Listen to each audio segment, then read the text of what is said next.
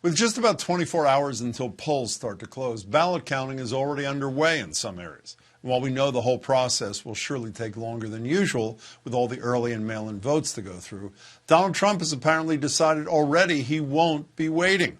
According to Axios, the president has told confidants he'll declare victory on Tuesday night if it looks like he's ahead, even if the Electoral College outcome still hinges on large numbers of uncounted votes. And although Trump denied the report yesterday, it's what he said next that spoke loudest. I think it's a terrible thing when people or states are allowed to tabulate ballots for a long period of time after the election is over, because it can only lead to one thing, and that's very bad. You know what that thing is? What, like an accurate vote count? Of course, Trump hasn't just been encouraging his supporters to not trust the results if he doesn't win. He's also been encouraging them to do something about it. Remember this from his first debate with Joe Biden? I'm urging my supporters to go into the polls and watch very carefully. Apparently, a group of supporters in Texas heard him loud and clear.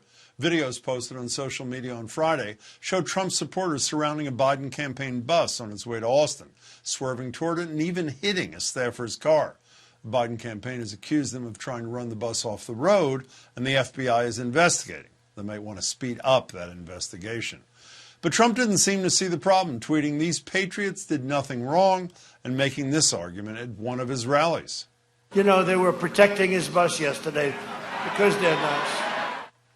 So, as 250 National Guardsmen are on standby in D.C. and federal officials are readying a non-scalable fence around the whole of the White House complex, according to NBC News, there are indications that officials within the Trump administration are worried too, not about what will happen outside, but inside. In a New York Times op-ed, Pulitzer Prize-winning journalist Ron Suskind lays out fears relayed to him by many senior administration officials, both former and current, who are worried the president will do whatever it takes to stay in power.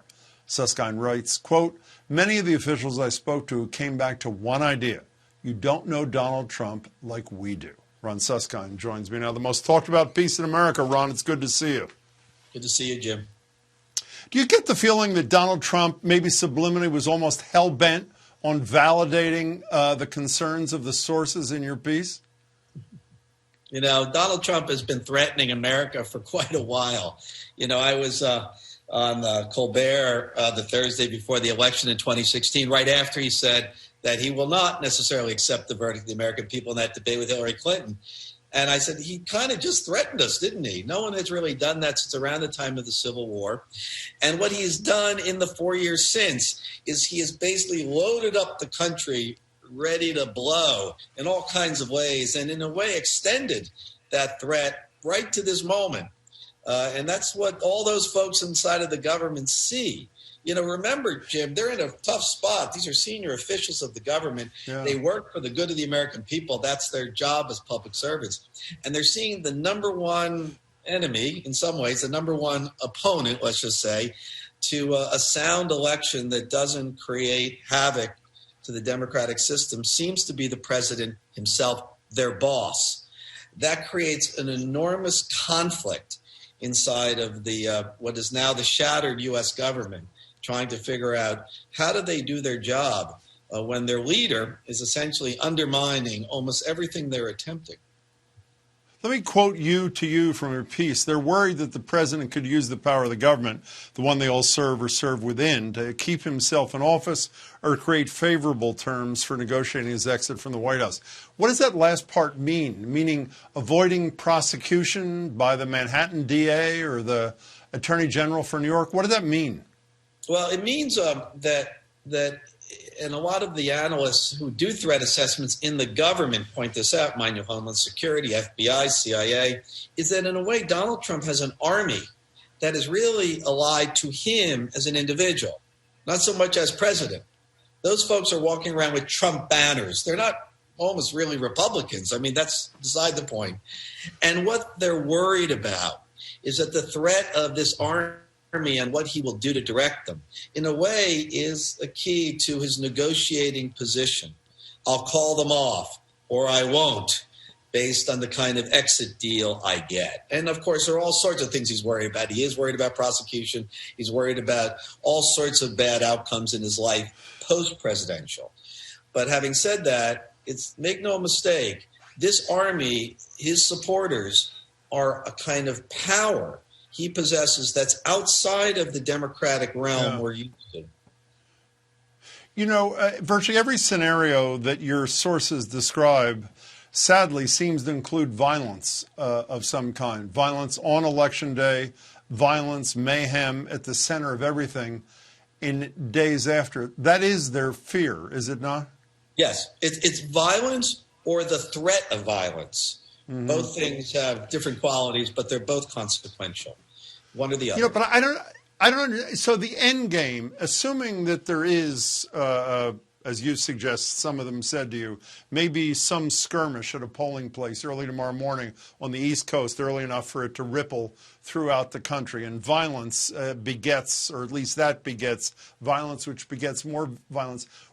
The end game for the president, is it the 12th Amendment that the House, that there's such chaos that nobody gets a majority, and the House of Representatives, at least which as currently constructed, would elect him, re-elect him, even though it may not be the case once the new House of Representatives is sworn? Is that the goal here? Is that where he goes? That is clearly one clear path. If the House doesn't change its composition, he wins that one 26-24. Remember, it's one vote per state based on the composition of their congressional delegation. That certainly is one path that people have identified. If he can invalidate the vote in person or mail-in sufficiently that there are not enough votes to distribute the electors, then you default to that congressional set of remedies, which are a mess, make no mistake. But the House vote, of course, plays to his hand now. It might change. If there's a big blue wave, you might have that 26-24 reverse or alter. That's something people are actually watching for in both camps. You know, a number of people in your stature range have said one piece of good news in all of this. Frank Rich said it today to us on the radio, is the guy's not very competent, even at the subterfuge. Is that, I mean, that's a hell of a thing to sort of hang your hat on, but is just his presence enough, and maybe a declaration of victory tomorrow night, even though there isn't one, enough to activate these, quote, troops you describe? Or does he need to be more skillful to accomplish the goals that these senior officials are worried about? Donald Trump is enormously capable at certain things. Incredibly incapable of a lot. Frank's right about that. But in terms of his skill set, his capability, he is enormously skilled at doing improvisation with the future of the world at stake. Who would do that? He can do that, as well as signaling with enormous efficacy and alacrity to communities that are deeply tied to him. Let's put a fine point in this, Jim. We've not had a political figure in the United States with the kind of bond of loyalty that people have to Donald Trump among the core of the core. I mean, no one wore Bill Clinton's colors or, said, I'm a Bushy. They didn't do that. And that's something Donald Trump has built fair and square as part of the power structure allied and arrayed to him. So in a way, we're sitting here, everyone, inside of the government, beyond it, saying, what will Donald Trump do? That's the question. In this whole piece of yours, Ron, there's like one little ray of hope where you have a throwaway line. You said this could end up being a political version of Y2K. And I assume it would be a political version if you quoted some insiders in the Biden campaign saying too big to rig, meaning he wins a landslide, and it's not even plausible to the most well-groomed amongst Trump supporters that this is plausible. If that too big to rig does not happen, are your sources suggesting that these things to be feared will happen or might happen? I think they're thinking there is a probability they will happen if it is not too big to rig. Again, they're open to surprise. What Donald Trump does there are questions that are unanswerable except by him at the moment of action. I mean, it's interesting. At the end, I have various senior officials, because I pressed them. I said, give me some hope here. You're breaking my heart. And one of them said something that I thought was pretty interesting. He said, the one thing that both the long lines of red and blue agree about is they do all want their vote to count.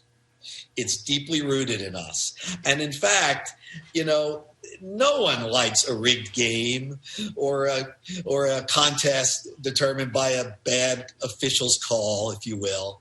That's rather common to people.